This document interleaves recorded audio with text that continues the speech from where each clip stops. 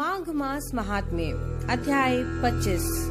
पिशाच कहने लगा कि हे मुनि, केरल देश का ब्राह्मण किस प्रकार मुक्त हुआ, यह कथा कृपा करके विस्तार पूर्वक कहिए। देवद्युति कहने लगा, केरल देश में वासु नाम का एक वेद पारंगत ब्राह्मण था। उसने बंधुओं ने उसकी भूमि छीन ली, जिससे वह निर्धन और दुखी होकर अपनी जन्मभूमि त्याग कर देश विदेश में घूमता किसी व्याधि से ग्रस्त होकर मृत्यु को प्राप्त हो गया। उसका कोई बांधव न होने के कारण उसकी और वैदिक क्रिया नहीं हुई और न ही उसकी दाह क्रिया हुई। इस प्रकार क्रिया के लोप होने से निर्जन वन में प्रेत होकर के चिरकाल तक वह फिरता रहा।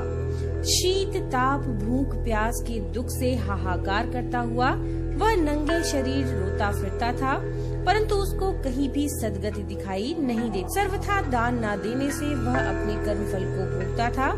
जो लोग अग्नि में आहुति नहीं देते, भगवान का पूजन नहीं करते, वे आत्मविद्या का अभ्यास नहीं करते, अच्छे तीर्थों से विमुख रहते हैं।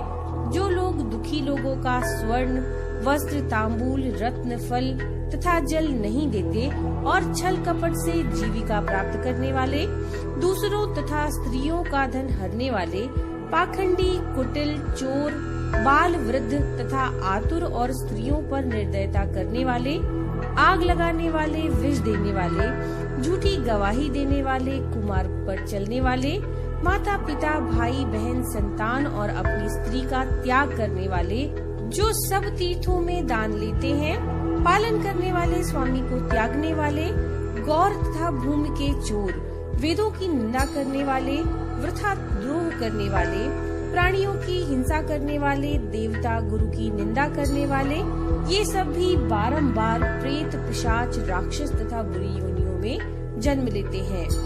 अतएव बुरे कर्मों से बचकर धर्म के कार्य तथा यज्ञ दान और तप आदि करने चाहिए, क्योंकि कर्म फल अवश्य में मिलता है। इस प्रकार प्रेत की गति देखकर पाप कर्म कदापि नहीं करने चाहिए।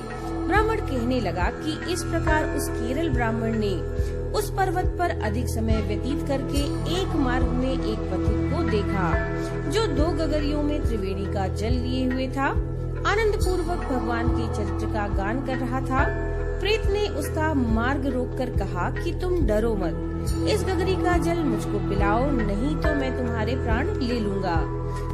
देवद्युति कहने लगा कि दुखी दुर्बल नंगे मुरझाए हुए तुम कौन हो, पैरों से पृथ्वी का स्पर्श न करके चलते हो। लोमेश जी बोले, प्रेत ये वचन सुनकर के कहने लगा कि मेरे साथ ऐसा होने का कारण तुम सुनो। मैंने कभी ब्राह्मणों को दान नहीं दिया, अत्यंत लोभी क्रियाहीन, दूसरों के अन्न से पलने वाला, मैंने कभी किसी को भिक्षा नहीं दी, ना दूसरे के दुख से दुखी हुआ। प्यासे प्राणियों को मैंने कभी जल नहीं पिलाया, मैंने कभी छाता जूता दान नहीं किया, न किसी को जल का पात्र पान या औषधि किसी को दी, न मैंने अपने घर में कभी किसी अतिथि को ठहराकर उसका सत्कार किया।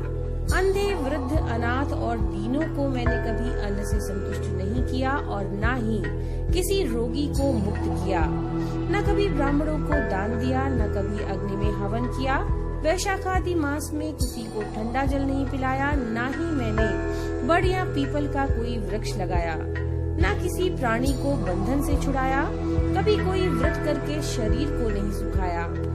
इस कारण मेरा पूर्व जन्म सब बुरे कार्यों में ही व्यतीत हो गया। मेरे पूर्व जन्म के कर्मों से मेरी ये गति हुई है। इस वन में व्याघ्र भेड़िए से बचा हुआ मांस तथा जंतुओं के खाने से गिरे हुए फल, वृक्षों पर लगे हुए सुंदर फल तथा झरने का सुंदर जल सभी मिलते हैं, परंतु देव इच्छा से मैं कुछ नहीं खा सकता। सर्प की तरह केवल पवन भक्षण करके जीवन व्यतीत करता हूँ। बल बुद्धि मंत्र पुरुषार्थ से लाभ हानि सुख दुख विवाह मृत्यु जीवन भोग रोग तथा वियोग में केवल भाग्य ही कारण होता है।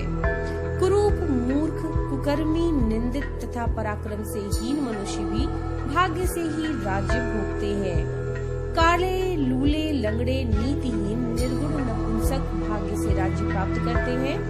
पर्वत पर भी बलवान राक्षस पिशाच रहते हैं, जिनमें से कभी कभी कोई कोई कहीं कहीं वन में फिरते हुए अपने कर्म के अनुसार अन्न जल प्राप्त करते हैं, परंतु आपको उनका भय नहीं होना चाहिए, क्योंकि धर्मात्मा पुरुषों की उनकी पवित्रता ही रक्षा करती है।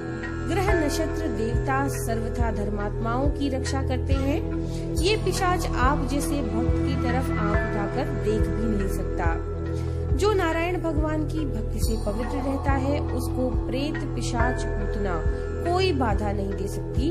भूत बेताल पिशाच गंधर्व काकिन शाकिन ग्रह रेवती यज्ञ मात्र ग्रह भयंकर ग्रह कृत्या सर्प कुष्मांड तथा दूसरे दुष्ट जंतु पवित्र वैष्णव की तरफ देख भी नहीं सकते। जिसकी जीवा पर गोविंद का नाम, हृदय में वेद तथा श्रुति विद्यमान है, जो पवित्र और दानी है, उनको कभी भय नहीं हो सकता।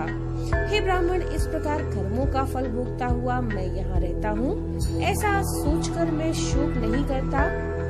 एक बार मैं जमवालिनी नदी के किनारे पर गया था। वहाँ पर घूमते हुए मैंने सारस के वचनों को सुना। तो ये थी 25वें अध्याय की कथा। नमो नारायण।